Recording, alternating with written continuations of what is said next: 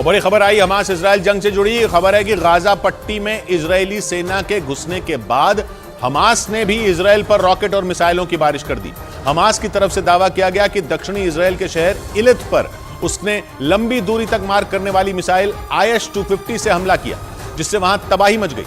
Hamas की military wing अल Qasim brigade ने दावा किया कि गाजा पट्टी में उसके लड़ाकों ने मिसाइल हमला कर इजराइल की सेना का एक हेलीकॉप्टर भी तबाह कर दिया, जिससे यह अंदाजा लगाया जा रहा है कि हमास इजराइल के साथ जमीनी लड़ाई की पूरी तैयारी कर चुका है ताकि इजराइल की सेना को मुंह तोड़ जवाब दिया जा सके।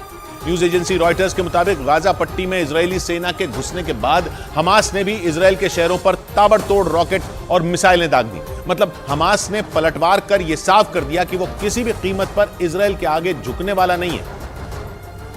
और न ही इजराइल के हवाई हमलों से उसकी ताकत कम हुई, बल्कि वो अपनी पूरी क्षमता के साथ इजराइल के सामने खड़ा है। न्यूज एजेंसी रॉयटर्स ने दावा किया कि गाजा पट्टी में इजराइल के घुसने के बाद हमास ने भी उसके शहरों पर एक के बाद एक कई रॉकेट और मिसाइलें दागी। हमास की मिलिट्री विंग अल कासम ब्रिगेड ने इस हमले का एक वीडियो भी जारी किया, जिसमें रात के अंधेरे में गाजा पट्टी से घातक मिसाइलें इजराइल की तरफ बढ़ती दिखाई दी।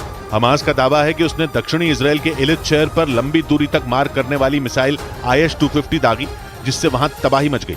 दक्षिणी इजराइल का इलित शहर गाजा पट्टी से करीब 220 किलोमीटर की दूरी पर मौजूद है। हालांकि इजराइल की तरफ से दावा किया गया कि हमास के इस हमले में किसी को कोई नुकसान नहीं पहुंचा।